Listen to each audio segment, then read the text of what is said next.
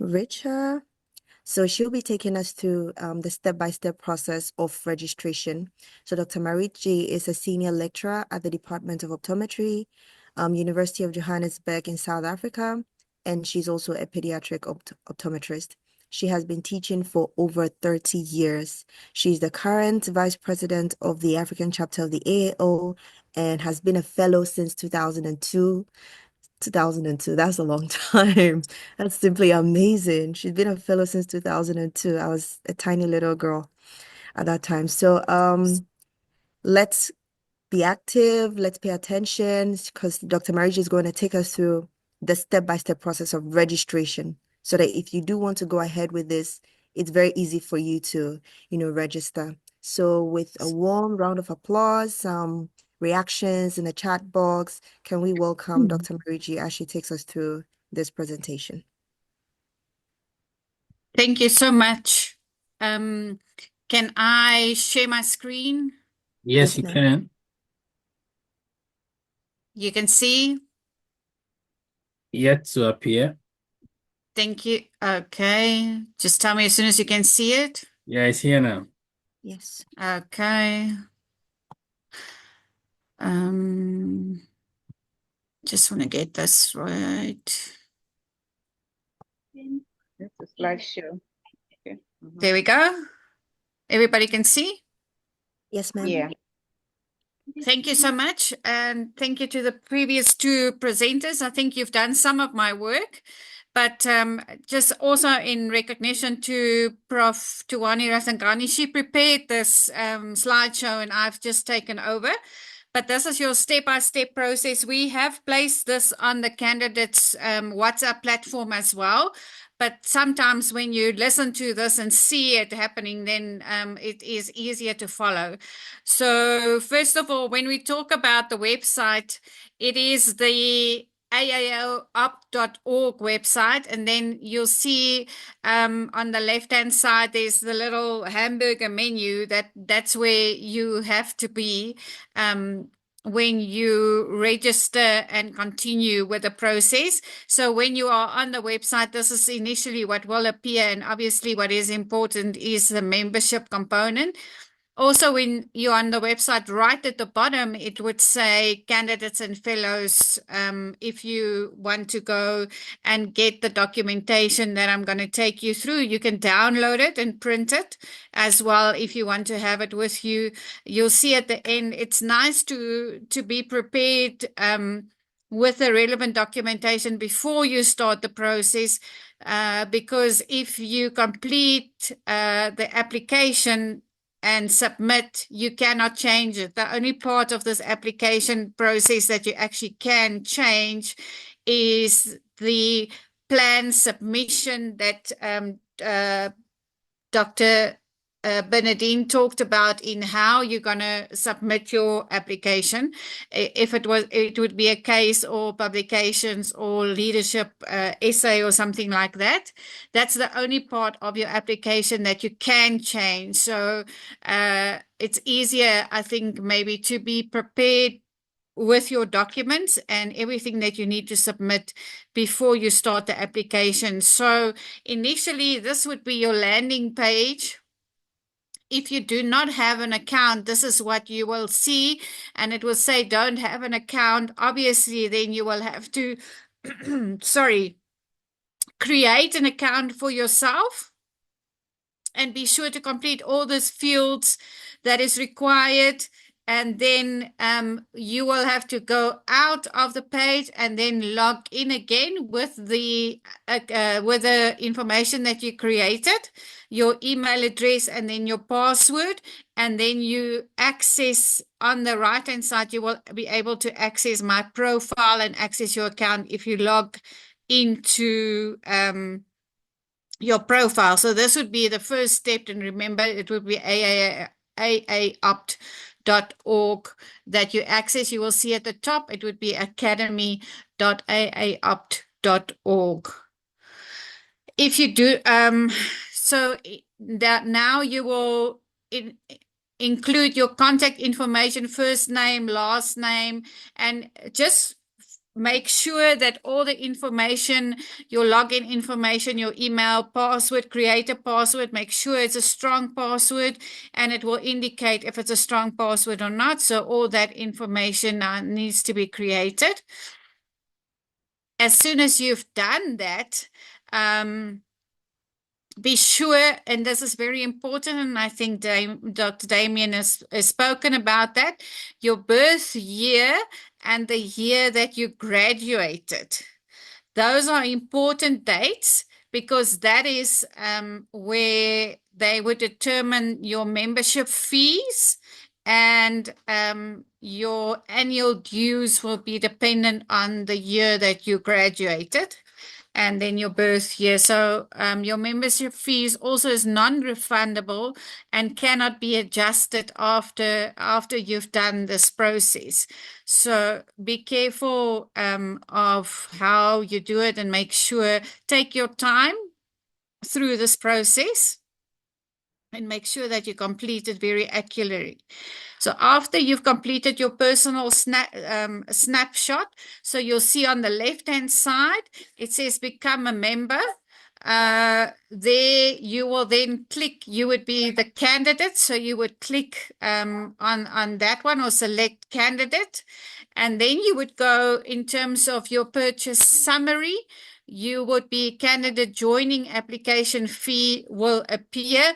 Obviously, you will not be able to select candidate unless you've been an OD, if you haven't entered your OD graduation year. So make sure that you follow the steps very carefully. And as I said, that the amount that is determined is based on the year that you graduated. Obviously, for the African chapter, there is discounted rates, but that will be, I will indicate what is the process that you will need to follow. So this is where it is. Once you've completed this personal snapshot, you will have to send an email to Kayla Ritten. She is the Academy membership liaison, and her email is kayla.r@aaoptom. And you inform her that you are applying as a candidate, and you also copy us at the African chapter AAO@gmail.com that you are starting the process. And Kayla will then make the relevant adjustments in terms of the discount that will apply to the individual candidates. So that is in terms of the membership fee. And obviously then there's a checkout that you need to make. Step 5 will explain how to apply for the application waiver if it is applicable, but then you go through this whole process. On the checkout page, enter your payment details. If you've got a coupon code, which you will not have, then your fees cannot be adjusted. And then when you are ready, you submit. And then you will receive an order, they call it an order confirmation, but it is your invoice that you will receive via email. Then you will have to go back to your personal snapshot, or it's just your personal page that you have created. And then you start your application as candidate for fellowship. And this is where you now start in terms of what is your best fit, or decide if you're going to apply under the clinical route, the scientific route, or the special category route. And then you start the application process. So this is where Dr. Bernardine said you must select a proposer, which is an academic fellow. And if you don't know somebody, then you can just request a proposer on the site, and somebody will be assigned to you. And then you must also attest on this profile that that your information is correct, meaning just that there's a personal declaration that whatever information you have been provided is correct and it is your information. So if you need to make changes, then you go to edit your profile. You complete all your personal information, make sure and take some time and read through this and make sure that you complete it correctly and with the necessary information, because it depends on, obviously, when you decide on in which category you apply, your information needs to be correct in the way that you have submitted it. So if a fellow referred you, so be sure to add their name so that they receive a bonus. I think this bonus is just in terms of points, not monetary bonus, I wish. Then I will refer all of you. But completing the candidate application, remember your licensure history. Some of you, so it depends on country per country, but if you are licensed in your specific country, this is how it doesn't matter if it is South Africa or if it is in Somalia or Uganda, wherever you are registered, you put in your state your registration number. Do you have diagnostic privileges? Do you use it only for diagnostic purposes or treatment purposes? And you continue just entering the information step by step and save and continue as you work through this document. You also enter your professional activities, and for all of these activities, when you enter and get to the bottom, it must add up to 100%. So you will have to sit down and analyze the time that you spent in terms of your practice. And if you're an optometric educator, it's 100%, or you're in private practice, it's 100%. If you're only doing research, it's 100%, or if you divide your time between it, then make sure when you have finished and worked through this, that your total adds up to 100%. So the next page that comes up is specific to the candidate type. So you have to enter your specific employment details, where you've been employed, the number of years, and if you have your previous practices that you've worked in, and that information pertains to that.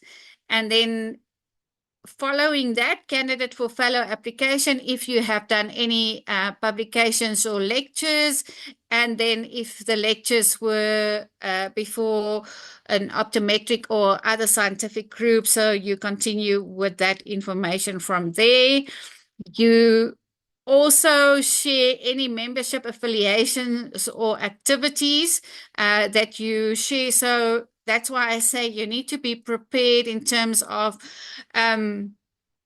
the information that you want to add into your application, because it assists when it is evaluated. Any disciplinary information they also require, and if there was any judgments against you, breach of contract complaints, any malpractice complaints, so all of these you also need to declare and provide information on. And then there is a membership pledge that you can tick and just read through. And here they also make a mention of the plagiarism, and all case reports are checked for plagiarism. And the Academy has now adopted a new document where they will also check if case reports have been written by AI. So they have, because that has been on the increase as well. So you declare that you agree with the statement in terms of your membership pledge. And then this is where your proposed plan comes in. And this is the only part of it that you really can change. And this is something, when you have got a proposer or a mentor that's assigned to you, that you can discuss and decide this is the way that you want to allocate your points or put your points together. And this is how the 50 points then would be adding up the number of case reports. And remember, it was indicated that when you follow the clinical route, there must be one case report of 10 points. For the other categories, that doesn't matter, but for a clinical route, one case report must be completed. There's some candidates that follow the clinical route and submit 5 case reports. So that is then how you decide. But this can then change as you go along. And then confirm the submission of your application. Remember, once submitted, the general application details, I just repeating myself, cannot be changed aside from the proposed plan. So if you come along and you see that you can add some more information, your proposed plan can change. However, any other information that you have submitted that is on the system, and that cannot be changed or adjusted. And then once you've pressed next, you will receive a confirmation screen, and you go to the candidates portal and start submitting your written work. So this is where I just want to see this slide will be coming up, but this is obviously then where the deadline comes in, and we've spoken about Dr. Bernardine also said that the 1st of February, we don't have much time. It's in it's in 2 months. So those of you who will follow the clinical route, your first case report needs to be submitted before the 1st of February. So if you then go to the candidates portal, this will then display where and how you can upload your written work. The first thing that you need to upload is your CV. And that is something that you can start preparing now while you're thinking about your application. Get your CV ready, because that is something that needs to be uploaded together with your application. And it is indicated that save your initial upload file as a version 1, or make sure then that your CV is updated. Those of you who do not have CVs should very quickly then put a CV together so that you can upload that onto the system as well. Just quickly, in terms of submitting your written work for review, or your written whatever you have done, and depending on which route you take, you will receive an email when your subcommittee chair has provided you with feedback of your submission that may be approved with no further action. So you're very lucky if that happens first time around, that it is being accepted. Pending approval, revisions needed means that it's gone to the reviewers and they want to see your work again. If it's rejected, it means that you need to submit a new body of work, and a new proposed plan also then needs to be submitted. And once you've accumulated those 50 points, you will be contacted and it will be indicated to you when the next eligible time is to sit for the oral exam. And now, just in terms of a quick summary for you, and I think it's the same one that Dr. Bernardine used: prepare your CV for submission, find a current fellow to serve as your proposer. Any of us would be able to do that for you. Create a proposed plan to earn your 50 points and submit payment for annual dues and your application fee. So that is your application checklist that you have to make sure that you've got. I'm not going to speak to this as this has been covered, but the 3 routes, the clinical, scientific, and the special category route. After the academy has received the completed application, the applicant will receive via email within 1 or 2 days. You will receive feedback that your application has been received. And it does get busy as it gets closer to the deadline. So the earlier you get your application in, the quicker you will get your response. And this was just for me. You see, we all very not worried, but it is to make you aware of that first deadline of the 1st of February. So that's the submission of the first case report for the clinical candidates is the 1st of February. Second case report is the 1st of April. And then any remaining work needs to be submitted by the 15th of May.